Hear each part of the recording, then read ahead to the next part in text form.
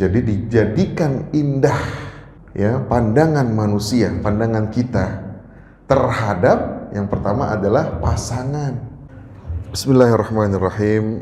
Assalamualaikum warahmatullahi wabarakatuh. Alhamdulillah wassalatu wassalamu ala Rasulillah wa ala alihi wa ashabihi wa mawalah. Amsayna wa amsal mulku lillah walhamdulillahi la syarikalah la ilaha illa huwa wa ilaihin nusyur. Amsayna ala fitratil Islam wa kalimatil ikhlas wa ala dini nabiyina Muhammadin sallallahu alaihi wasallam wa ala millati abina Ibrahim hanifa wa ma kana minal musyrikin. Jamaah salat maghrib dan isya yang dimuliakan Allah, alhamdulillah pada malam hari ini kita masih diberikan kesempatan oleh Allah Subhanahu wa taala untuk dapat melaksanakan salat maghrib dan nanti salat isya berjamaah di masjid yang insya Allah Allah berkahi ini. Mudah-mudahan segala amal ibadah kita, langkah kaki kita diganjar dengan ganjaran yang terbaik oleh Allah Subhanahu wa taala. Salawat dan salam marilah kita sampaikan kepada junjungan Nabi Muhammad sallallahu alaihi wasallam dan kepada para sahabatnya, para keluarganya, para sahabatnya dan para pengikutnya hingga akhir zaman. Jamaah salat maghrib dan isya yang dirahmati Allah, insya Allah kita akan melanjutkan pembahasan kita tentang harta yang wajib dikeluarkan zakatnya. Ini pembahasan dari kitab Fiqhuz Zakah karya Yusuf Al-Qardawi. Pada pertemuan sebelumnya, ini mengulang sedikit, kita sudah membahas siapa orang-orang yang diwajibkan mengeluarkan atau membayar zakat. Masih ingat nggak? Nah itu loh, ada catatannya itu harusnya. Ya. Jadi siapa orang-orang yang wajib membayar zakat? Tentu kalau ditanya siapa orangnya, maka dia harus muslim. Sebagaimana orang sholat. Orang yang bukan muslim, wajib nggak dia sholat? Lah kagak wajib. Begitu juga membayar zakat. Dia kalau bukan muslim, nggak wajib membayar zakat. Kalau dia pingin banget gitu membayar zakat, ada nih artis-artis sekarang nih yang muda-muda, ya kaya-kaya, tapi pada pengen bayar zakat, kemudian menyerahkan apa itu kurban ya, sapinya gede-gede banget, tapi bukan orang muslim, nggak ada kewajiban. Kenapa? Karena ya kuncinya belum ada itu kuncinya. Ya, dia melakukan kesalihan atau dia melakukan amal salih, tetapi nggak ada passwordnya, nggak kena tuh amalan salihnya. Dalam surat Al-Furqan ya disebutkan, ya di antaranya adalah waja'alna wa qadimna ila ma amilu, ya. Dan ketika pada hari kiamat mereka menghadapkan atau menyerahkan amalan-amalan di dunianya. Wa qadimna ila ma amilu faja'alnaha haba'an manthura, kata Allah Subhanahu wa taala. Amalnya banyak. Ya. Jadi orang non-Islam ya, enggak semuanya jahat, benar enggak Pak? Benar enggak Bu? Ada juga tuh yang berinfak, yang atau misalnya membantu orang miskin, ya, yang birrul walidain. Kita lihat orang-orang, ya, orang non muslim misalnya begitu menghormati orang tuanya. Tetapi nanti pada hari kiamat, pada hari hisab, perhitungan itu dihitung oleh Allah Subhanahu wa taala. Sini dipanggil. Dia bayar, dia memberikan ya amalan-amalannya. Dia storin bahasanya tuh amalan-amalannya kepada Allah Subhanahu wa taala. Tetapi kata Allah Subhanahu wa taala, faja'alnaha haba'am manthura. Kami jadikan amalan-amalan orang-orang yang ini, orang-orang non muslim, orang kafir yang nggak punya password, ya, sebagaimana debu-debu yang berterbangan. Nah itu dia. Ya jadi nggak ada beratnya tuh amalan solihnya. Ya, karena apa? Karena tidak ada passwordnya. Passwordnya apa? Ya syahadat. Ya, gerbangnya itu adalah syahadat. Kalau udah syahadat, ya kata Rasulullah SAW ketika membonceng Mu'az bin Jabal, kata Rasulullah SAW di akhir hadisnya itu, ya, man kana, siapa yang orang kalamihi, akhir kalamihi la ilaha illallah, dakhalal jannah. Ya, barang siapa yang di akhir hayatnya kemudian kalimat terakhirnya la ilaha illallah, dakhalal jannah. Walaupun dia belum beramal, bayangin tuh. Ya, misalnya ada orang yang mu'alaf, ya dia sehari-hari melakukan kemaksiatan, kagak sholat. Kemudian pada akhirnya dia mendapatkan hidayah, nggak lebih daripada sehari dia baru masuk Islam, baru mengucap la ilaha illallah, ya maka dia bisa masuk surga. Ya jadi ya syarat utama orang yang melakukan amalan solih, terutama yang wajib rukun Islam, maka dia harus dalam keadaan muslim, orang Islam. Ya termasuk berzakat.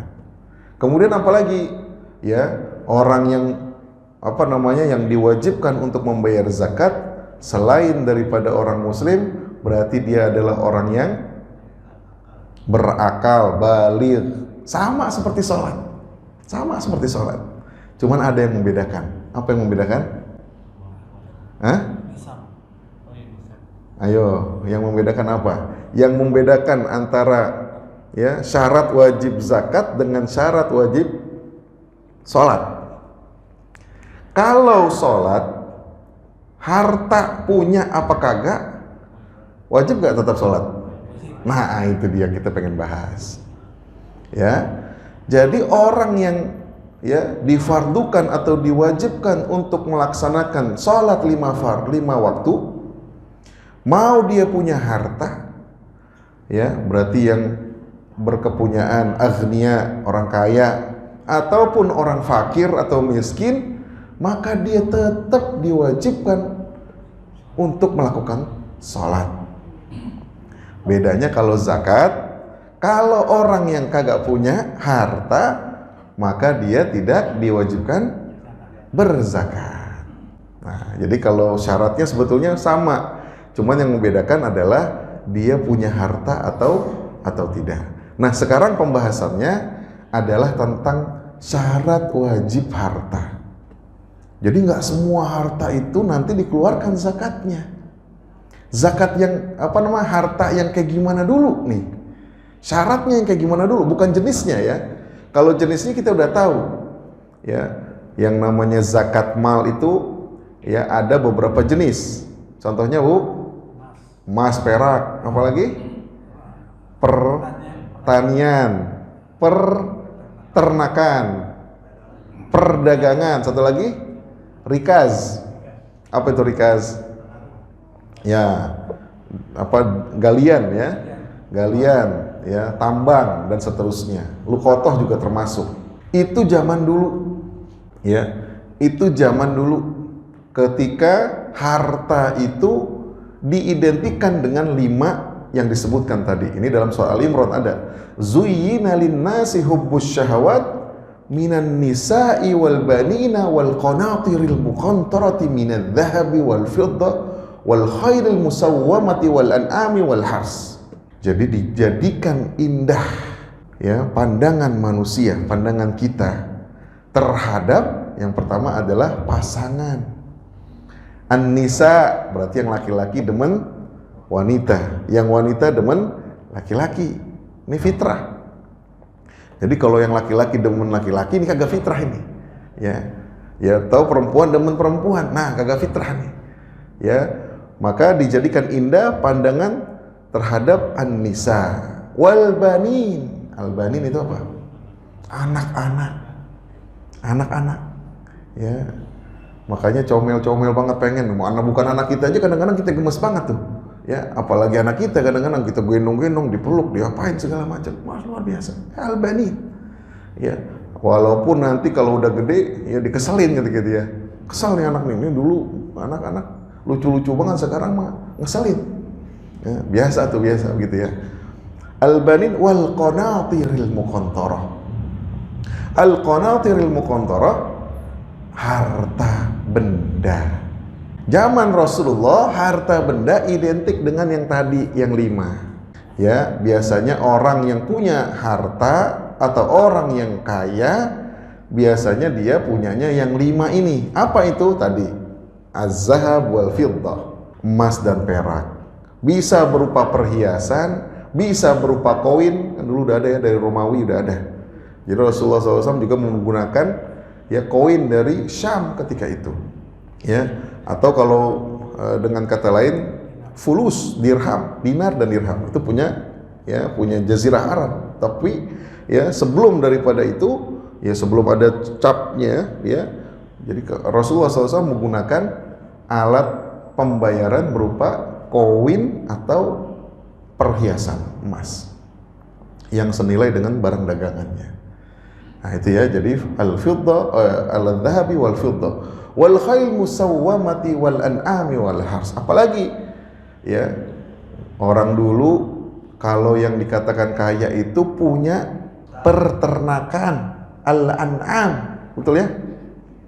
Al-an'am ya, biasanya kalau punya kambing, punya sapi, punya unta. Nah, ini masing-masing ada batasan-batasan hartanya, nisabnya ada.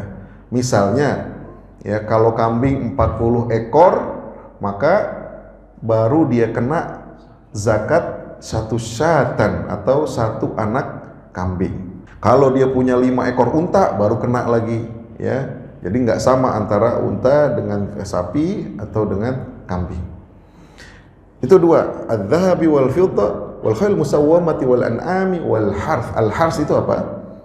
Pertanian. Biasanya orang kalau punya ya lahan ya, kalau di sini beras ya, padi. Kalau di sono makanannya apa? Kurma atau gandum, betul ya? Maka kalau punya penghasilan ya dari pertanian, maka dikeluarkan zakatnya sekian-sekian. Contohnya kalau beras itu, kalau dalam bentuk gabah itu sekitar 600 kg, baru kena zakatnya 5% atau 10% berdasarkan irigasi. Atau kalau sudah menjadi padi, berarti beras, berarti 520 kg baru dikenakan zakatnya sebesar 5% atau 10%. Begitu juga ya gandum, yang ada perhitungan yang lain, atau kurma ada perhitungan yang lain. Ya. Namun sekarang jenis-jenis harta itu bukan hanya terbatas pada yang 5 tadi. Bukan terbatas pada az-zahabi wal fiddah, al-an'am wal harth, ya, kemudian perdagangan, kemudian rikas, tidak. Banyak orang yang sekarang mempunyai harta, punya tabungan, bukan karena hasil dari tadi, dari yang 5, betul nggak? Ya oke dah, tadi ada yang di keempat misalnya perdagangan, dia bisnis, oke, sekarang masih bagus bisnis, ya. Tetapi kalau kita lihat sekarang ada ya orang atau masyarakat yang betul-betul dia itu bulanan-bulanan itu digaji atau diberikan upah. Sehingga dia tabung, ya surplus, akhirnya dia bisa ya berinvestasi dan seterusnya. Apalagi kalau kita sekarang ada yang disebut dengan ASN misalnya, betul ya? ASN, apa tuh ASN? Aparatur Sipil Negara misalnya. Itu yang negara atau yang swasta juga banyak nih. Yang di atas UMR juga banyak nih. Karenanya para ulama ya kontemporer berijtihad. Ijtihadnya apa? Jenis-jenis zakat tidak hanya terbatas pada yang 5. Maka dia bisa berkembang menjadi jenis-jenis zakat yang lain. Ya, misalnya kita contohkan orang-orang yang sudah mendapatkan atau berpenghasilan melebihi daripada nisab. Nisabnya itu kalau harta identik dengan emas itu sekitar 85 gram emas. 1 gram berapa Bu sekarang Bu? 1 juta? 1,5 juta? Oh, 1,5 juta ya Bu ya? 1,5 juta kali 85 berapa tuh? 150. Oh, kurang ya. Ya anggap aja 100 dah misalnya tuh. Udah 100 udah mantep banget itu. 100 juta ya dalam setahun dia punya penghasilan di atas 100 juta, maka dia dikenakan yang namanya zakat apa? Profesi. Ada tuh zakat profesi. Kalau kita lihat di Jalil nggak ketemu tuh zakat profesi, kagak ketemu. Adanya di dalam fatwa dan SK dari Basnas. Ya, tentu kita bertanya, kenapa Ustadz bisa? Iya, karena ada tujuan atau maqasid syariahnya. Ingat, tujuan zakat adalah untuk mendistribusikan harta. Ya, kaila yakuna dulatam bainal aghniya'i minkum, supaya harta itu kagak muter-muter di orang-orang kaya aja.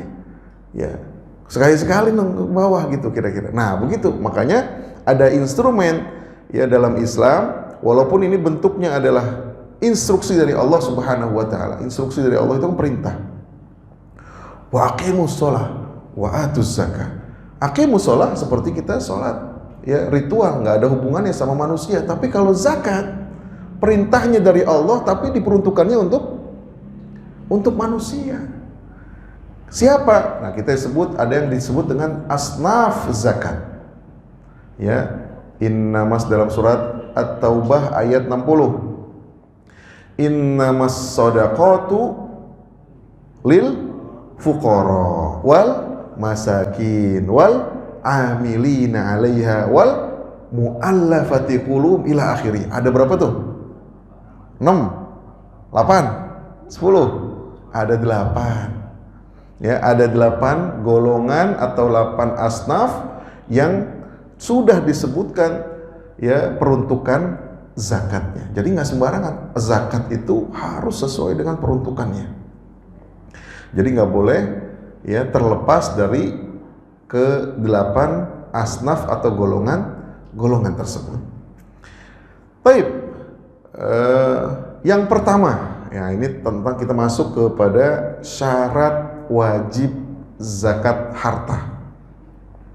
Ya, harta yang bagaimana nih yang wajib dizakatkan? Yang pertama, tadi sebetulnya kita udah spill sedikit-sedikit. Yang pertama adalah harta yang sudah melebihi nisab. Jadi kalau hartanya ya, pendapatannya sudah melebihi tadi 85 gram, maka dia wajib untuk mengeluarkan zakatnya. Berapa persen? 2,5%. Rata-rata 2,5%. Kecuali rikaz dan kecuali rikaz ya itu 20%, pertanian 5% sampai 10%, satu lagi peternakan ya itu berdasarkan apa? Berdasarkan ekor kepala ya hewan, jumlah hewannya. Taib. Jadi yang pertama, kalau hartanya itu sudah mencapai nisab 85 gram emas. Yang pertama, paling mudah supaya kita ingat. Yang kedua, kalau hartanya itu sudah mengendap selama 1 tahun atau haul cukup. 1 tahunnya ini bukan 1 tahun Masehi, Bapak Ibu. Ya, tapi 1 tahunnya adalah 1 tahun Hijriyah. Lebih pendek apa lebih panjang? Lebih pendek ya, karena Hijriyah ini ya berbeda perhitungannya dengan Masehi ya. Jadi mungkin kalau di selisihnya berapa ya? 11 ya, 10 hari sampai 11 hari. Kalau 1 tahun Masehi jumlahnya 365, betul ya, 65 hari. Kalau Hijriah berarti 350-an gitu ya. Jadi kalau kita totalin nih, wah udah mencapai nih ya, hitungannya adalah yang 350-an. Maka berarti wajib kita persiapkan untuk kita keluarkan. Sampai sini paham Bapak Ibu? Ya jelas ya. Jadi harta nggak sembarangan harta. Jadi hartanya harus yang benar-benar dia cukup nisabnya dan cukup haulnya. Kadang-kadang ada yang nanya, Ustaz, saya pengen berzakat Ustaz, cuman belum ada duitnya. Ya, belum cukup duitnya. Tapi saya pengen berzakat, zakat mal nih. Ya, zakat mal itu tadi itu ada syaratnya. Kalau zakat fitrah nggak kena dah, mau miskin mau kaya, selama dia ada persediaan makanan di dalam dapurnya, dilihat di dapur nih masih ada nih makanan, berarti dia cukup, maka dia harus ya menunaikan zakat fitrah. Kebetulan zakat fitrah kagak banyak, betul ya Pak ya? Berapa duit kalau di sini? 50.000 ya, satu jiwa ya, 50.000 misalnya. Di rumah ada istri, ada anak 3, 5, 50.000 kali 5, 250.000, nggak banyak tuh. Mau beliin beras, mau pakai beras langsung dibawain atau mau dibawain duit, terserah dah. Ya, nggak banyak kalau zakat fitrah. Nah, zakat mal ada syaratnya. Jadi kalau ada yang kedemenan gitu ya, pengen ikut-ikutan, bilang jangan berzakat. Ada selain zakat itu, ada yang lain instrumennya, ada yang namanya ya, ada ziswaf, z-nya itu zakat, i-nya itu infak, sodakoh, wakaf. Nah itu boleh, terserah. Infak, sodakoh, wakaf nggak ada aturannya. Habis ini ke belakang masjid langsung celengin gitu ya, mau 10.000, mau 1.000 sehari, nggak apa-apa, terserah. Tapi kalau zakat ada ketentuannya, kapan harus dizakatkan, siapa yang harus berzakat. Kalau infak, sedekah, wakaf siapa aja boleh, anak kecil boleh ya. Kemudian orang-orang yang ya miskin kita bilang dia juga boleh untuk melakukan pembayaran zakat, infak, sedekah dan wakaf. Jadi kalau ada yang bertanya bagaimana, belum wajib ente gitu ya. Tapi kalau dia benar-benar kepingin juga supaya buat latihan, iyain aja udah. Walaupun gimana? Ini kadang-kadang agak ngeyel juga, Ustaz saya mau berzakat Ustaz. Ente berapa nih? Gini belum nyampe. Nggak apa-apa Ustaz. Iya dah nggak apa-apa, biarin dah. Ya, mudah-mudahan tahun depan ente nyampe dah. Gitu ya. Ya. Orang ini senang banget nih kadang-kadang lagi ngaji, wah hijrah lagi bener-bener nih. Nah, ya. Kalau memang dia kepingin, ya nggak apa-apa. Tapi bilangin awal-awal, karena hartanya belum cukup nisab, sebetulnya dia belum wajib. Ya, maka ada instrumen yang lain, infak, sedekah dan wakaf. Baik, ini yang satu dan yang kedua. Kira-kira yang ketiga apa? Dalam Yusuf Qaradawi bukunya bab tentang zakat harta, yaitu ya milik penuh.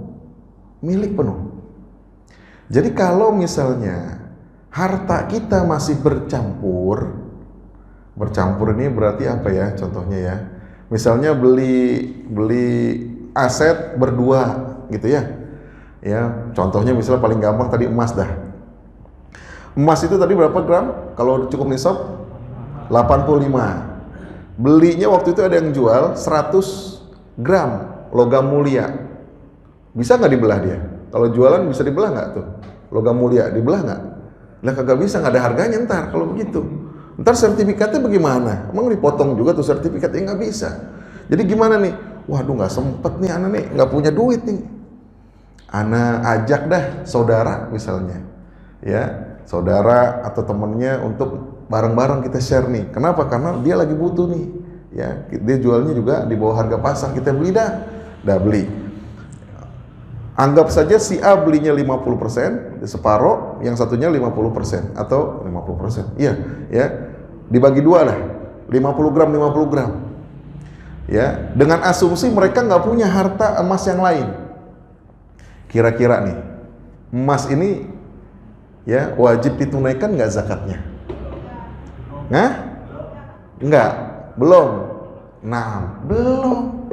Kenapa? Karena milik berdua. Jadi lihat dulu nih, si A punya aset yang lain apa enggak nih? Jangan-jangan dia ada simpanan lagi. Coba dihitung. Kalau ada 50 gram yang ini tambah yang di sana yang disimpan. Ya, baru dihitung.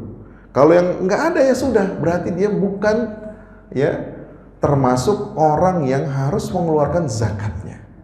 Maka dengan konsekuensi seperti ini, orang-orang yang bergadai, menggadaikan barang. Contohnya ya, ini kan lagi bulan apa nih? Bulan sekolah ya. Bu, gimana Bu bulan sekolah Bu? Anak-anak Bu pada bayaran nih, pada gadein emasnya nih. Ya, gadein nih. Ya, gadein emas untuk mendapatkan uang supaya dia bisa sekolah, bayaran, kuliah dan seterusnya. Kebetulan gadenya misalnya 3 bulan misalnya, 3 bulan. Ternyata waktu 3 bulan udah jatuh tempo dia kagak bisa membayar. Kasih tempo lagi temennya nih, ya udah kalau begitu sebulan lagi dah, sebulan lagi, sampai setahun. Ya, sampai setahun tuh emas dipegang oleh ya temennya si gade. Kira-kira siapa yang bayar nih? Siapa yang bayar? Kan udah dipegang tuh sama si yang gade. Sama penggade. Gimana ngomongnya ya? Ya, sama pegadaian lah bahasanya. Apakah pegadaian yang ini membayarkan zakat emas itu atau pemiliknya? Nah, jadi bukan siapa yang megang, tetapi siapa yang memiliki. Bisa dipahami? Nah, jadi harus yang disebut dengan milik penuh itu termasuk ya tadi harta warisan. Ya, misalnya contoh yang lain. Ini terkait dengan milik penuh, satu lagi nanti berkembang ya, harta yang berkembang. Uang itu termasuk harta yang berkembang. Ya, uang itu termasuk harta yang berkembang. Contohnya kalau dia didepositokan, dia nambah gak nilainya? Nambah ya. Oke. Emas ya, kira-kira nambah nggak setahun yang akan datang? Nambah apanya? Nilainya, betul ya? Dia bukan beranak, dia nggak beranak itu. Kalau uang iya beranak dia tuh. Dia misalnya dari 100 juta misalnya menjadi bagi hasil berapa misalnya? Dia beranak uangnya beranak uangnya bertambah. Nah, contoh yang lain misalnya kita anggap rumah ini ada rumah yang ditempatin, ada rumah yang disewain. Sebetulnya kalau kita melihat tadi yang jenis zakat yang 5 tadi, rumah itu termasuk yang rumah itu tidak termasuk yang dizakatkan. Termasuk kalau ada yang punya rental motor, mobil, nggak termasuk tuh. Nggak ada tuh yang namanya ya zakat rumah atau zakat mobil atau zakat kendaraan, nggak ada. Tetapi ketika rumah tersebut disewakan dan mendapatkan hasil nih, dan hasilnya itu tadi melebihi dari setahun itu melebihi daripada 100 juta rupiah, maka dia menjadi wajib dizakatkan. Dia ya, jadi sebetulnya rumah itu dia nggak berkembang, dia mati. Beli investasi nggak disewain, waduh, bukan mati doang, kadang-kadang rusak tuh jadinya. Entar dimakan rayap, ya, entar jadi alang-alang, macam-macam, betul nggak Pak? Ya, kita kena keluar duit lagi. Tapi kalau dibenerin, ya, kemudian disewain, dia menghasilkan.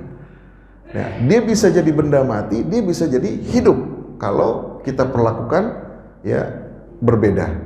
Maka dia bisa dizakatkan atau tidak bisa dizakatkan. Termasuk mungkin ibu-ibu pernah ya mendengar emas yang disimpan sama yang dipakai, mana yang dizakatin? Yang disimpan. Yang dipakai enggak kan? Yang enggak.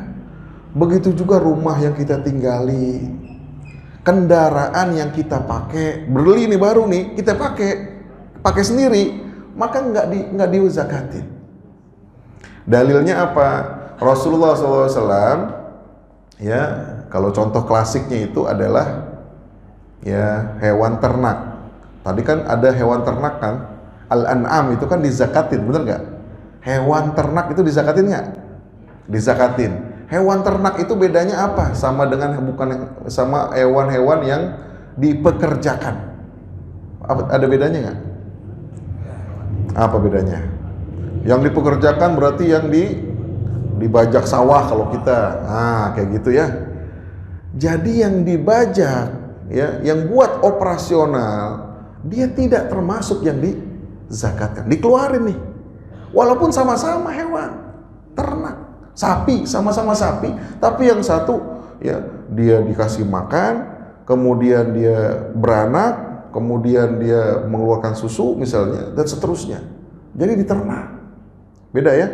Yang satu lagi sapinya bukan seperti itu, tetapi sapinya untuk bekerja.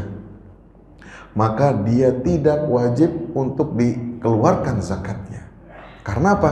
Karena dioperasionalisasikan atau dipakai. Begitu juga emas yang dipakai, ya, apa? Ya, perhiasan. Ya, emas ya, emas perhiasan maksudnya ya, perhiasan. Tapi juga jangan hilah apa ya hilah? Ngakalin.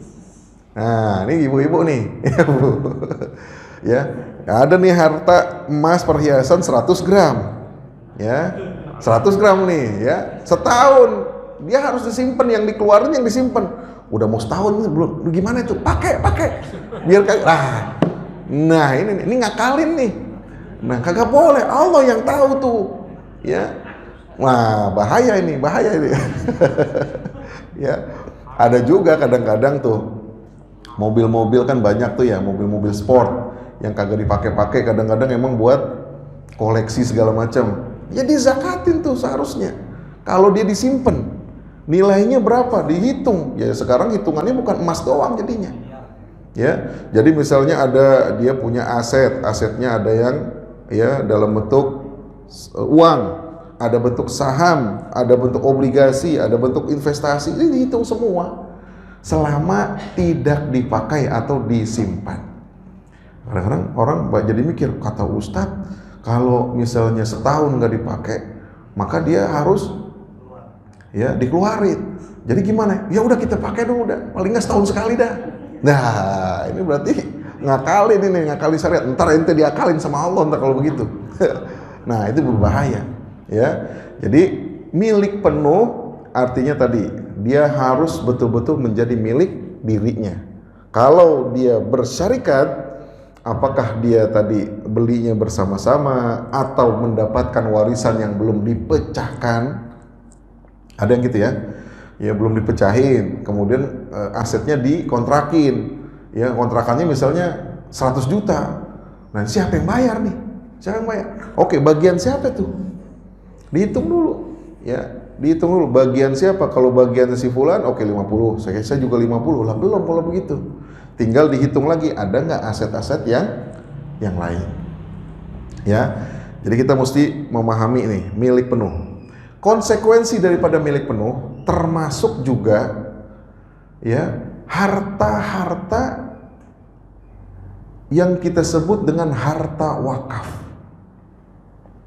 Harta wakaf itu bukan milik kita. Itu milik siapa tuh?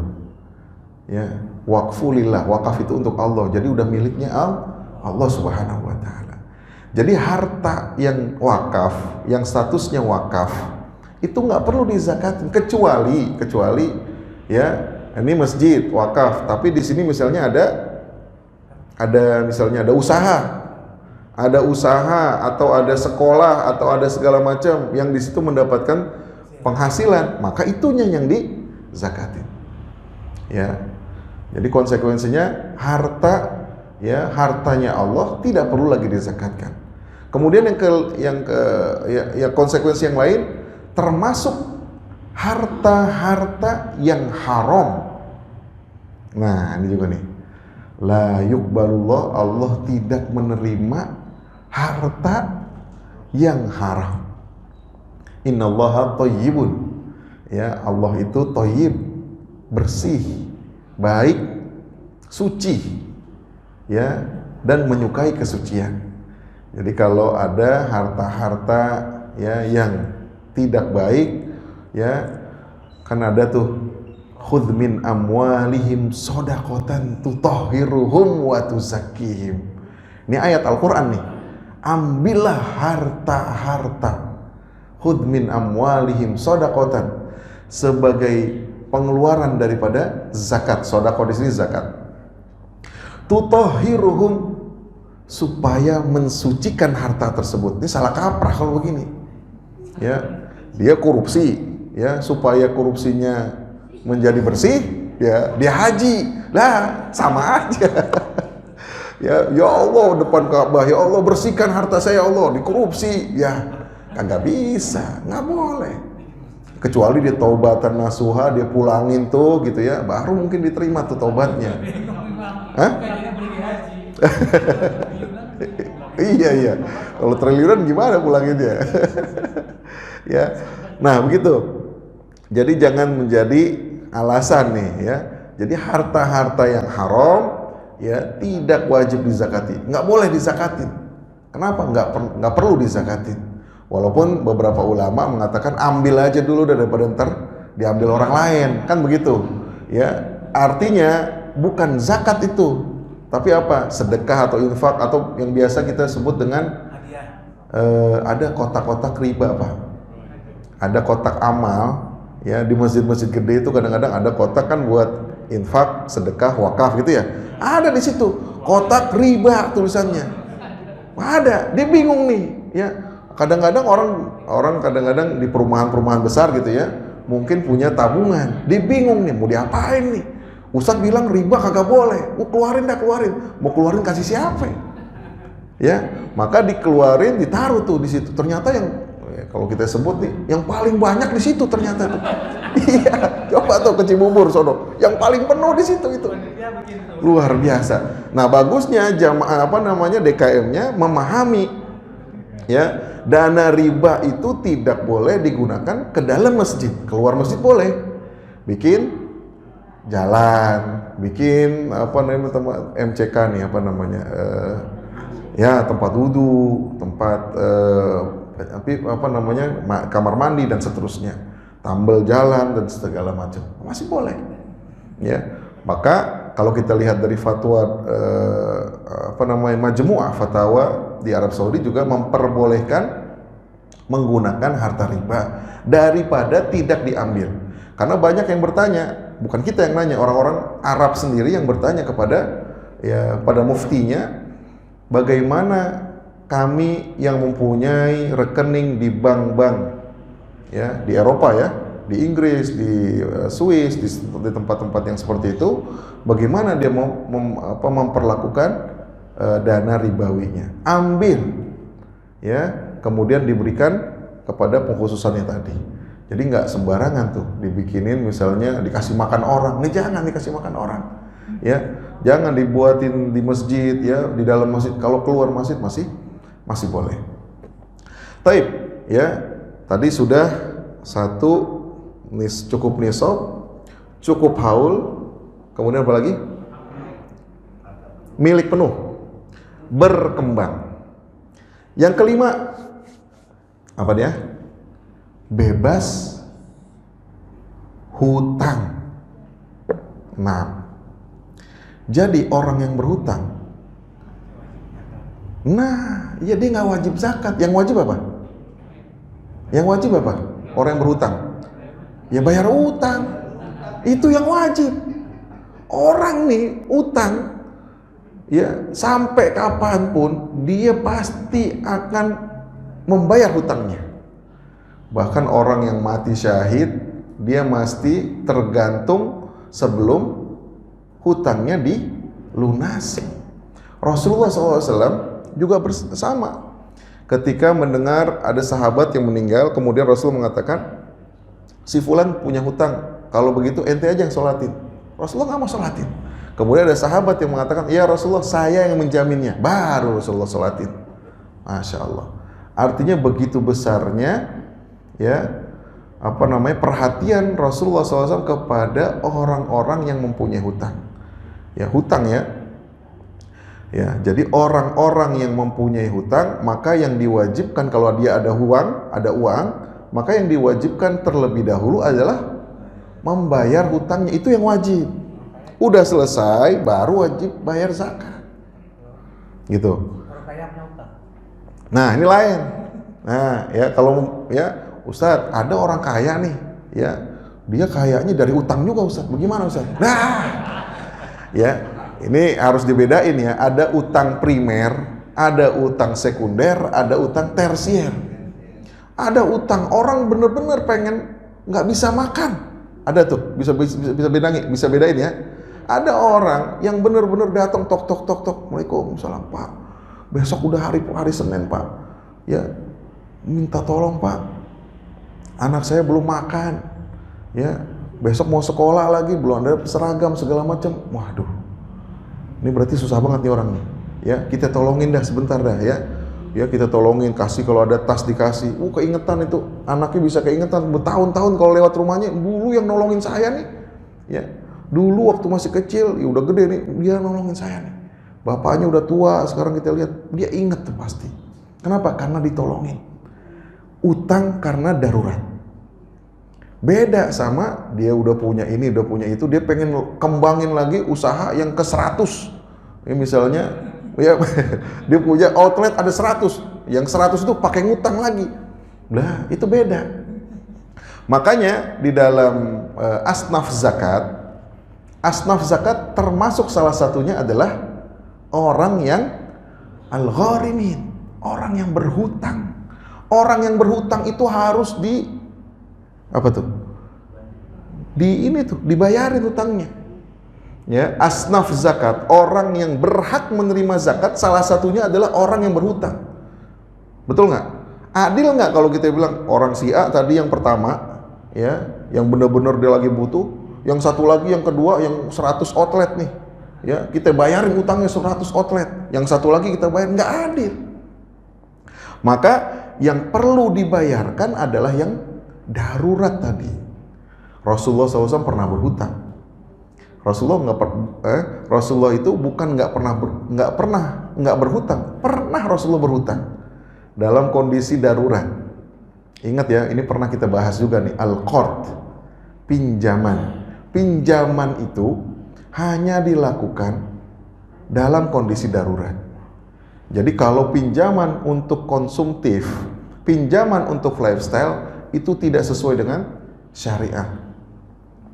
Rasulullah SAW pernah minjam 30 sok gandum.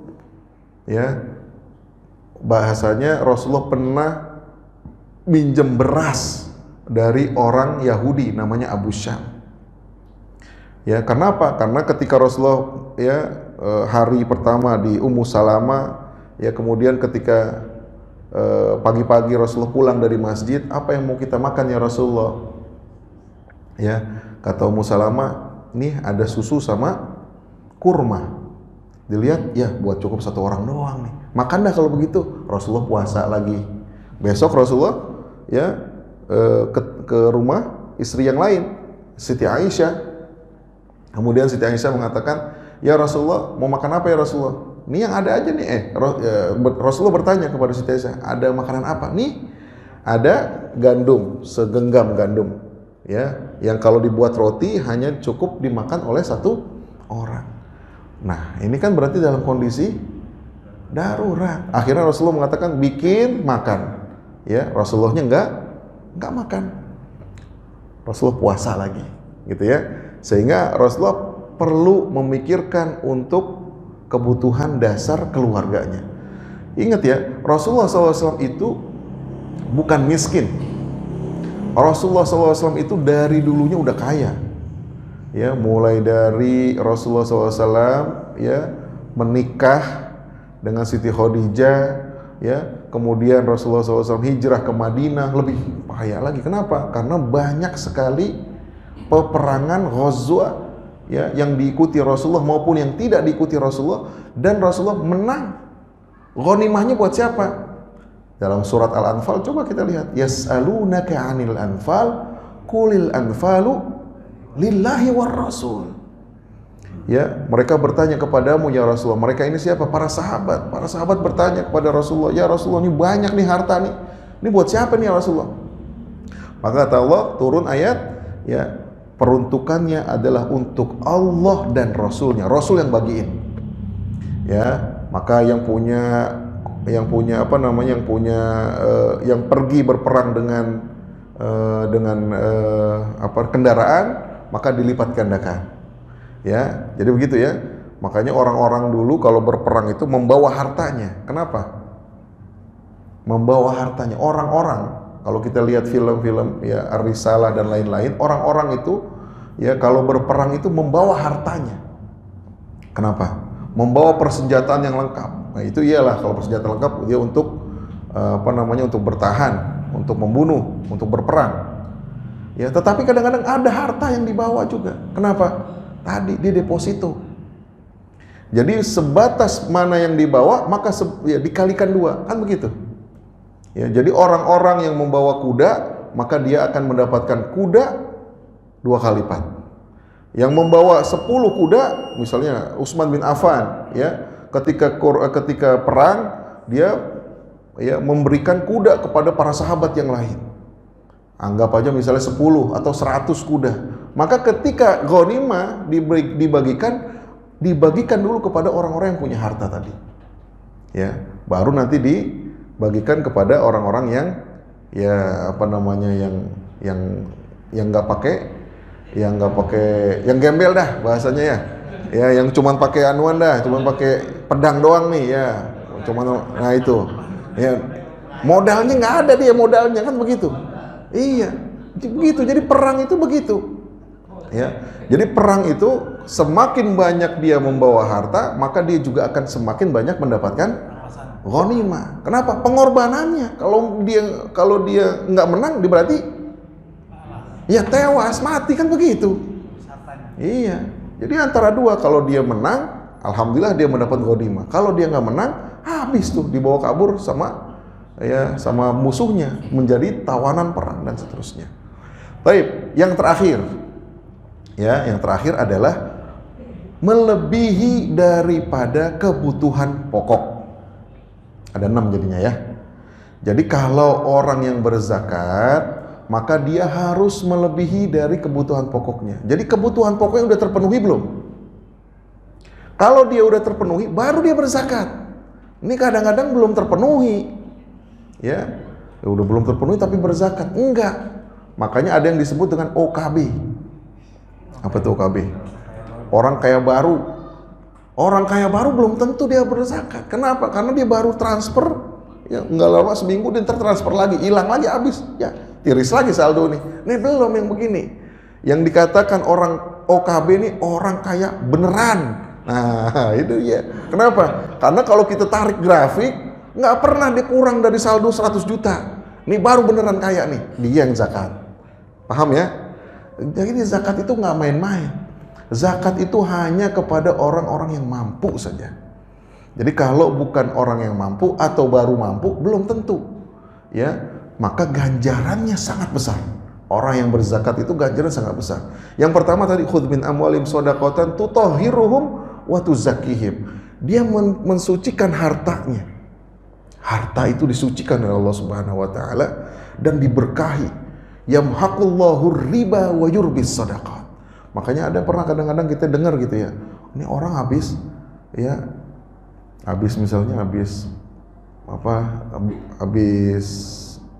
berzakat, berinfak, bersodako, nggak lama dia umroh, nggak lama dia haji, kagak habis-habis duitnya nih.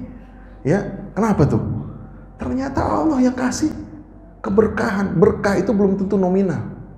Ya, kadang-kadang kita keluar dari masjid nih ada duit 100.000, wah ada kotak nih 50.000, wah kurang dah duit gua 50.000 nih. Kurang, nominalnya kurang duit, tapi belum tentu menurut Allah tuh. Ya bisa jadi Allah mudahkan urusan kita, bener nggak? Jadi rizki itu bukan tentang nominal, tapi dari hal-hal yang lain. Nah kadang-kadang dimudahkan urusannya, orang jadi senang sama dia, kemudian orang jadi suka berusaha sama dia, orang percaya sama dia. Nah yang itu kagak dihitung, kadang-kadang kita nggak lihat yang itu, kita ngelihatnya cuma dompet berkurang nih, tabungan berkurang gitu ya. Padahal yang lain, anak dia pinter, anak dia patuh, ya, anak dia nggak narkoba ya kalau kita bilang. Nah ini termasuk rezeki dari Allah Subhanahu Wa Taala. Jadi ya manfaat daripada zakat itu untuk orang yang berzakat adalah sangat penting, sangat mulia. Ya, dibersihkan hartanya, ditambahkan keberkahan, wa tuzakkihim, disucikan hatinya. Waduh, luar biasa ya. Rasulullah SAW pernah disucikan hatinya, tapi benar-benar disucikan, dibelek.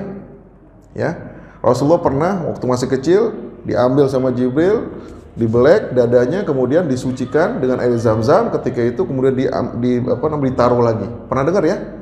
Kemudian pada waktu Isra dan Mi'raj belum ketemu sama Allah juga sama, Rasulullah dibelek. Artinya apa? Tidak ada, kalau kita lihat dari sejarah Islam itu, sejarah Nabawiyah, sirah Nabawiyah, nggak ada Rasulullah itu pernah dendam kepada orang lain. Semua kejelekan yang dilakukan kepada Rasulullah, diludahin, diapain, Rasul diikat, ditabanin kotoran, ya, Rasulullah nggak pernah balas dengan perlakuan yang sama. Wah, bagaimana mulianya tuh hati. Nggak ada lagi dendam, nggak ada lagi kebencian kepada orang. Nah ini dalam sekelasnya Rasulullah SAW. Nah tapi kalau yang dikatakan kesucian hati, bisa jadi yang kayak gitu. Cuman nggak sampai lah. Misalnya tetap ada yang namanya nggak suka, masih ada yang namanya iri misalnya. Tetapi Allah kurangi itu. Kadang-kadang ini yang perlu ya dilatih terus. Tetapi ya latihannya dengan salah satunya dengan berzakat, berinfak, bersedekah. Tandanya itu. Orang yang hatinya bersih biasanya tandanya dia suka membantu orang lain. Wallahu a'lam bishawab. Mudah-mudahan bermanfaat. Kita tutup dengan hamdalah dan kafaratul majlis. Alhamdulillahirabbil alamin. Subhanakallahumma wa bihamdika asyhadu an la ilaha illa anta astaghfiruka wa atubu ilaik. Jazakumullah. Assalamualaikum warahmatullahi wabarakatuh.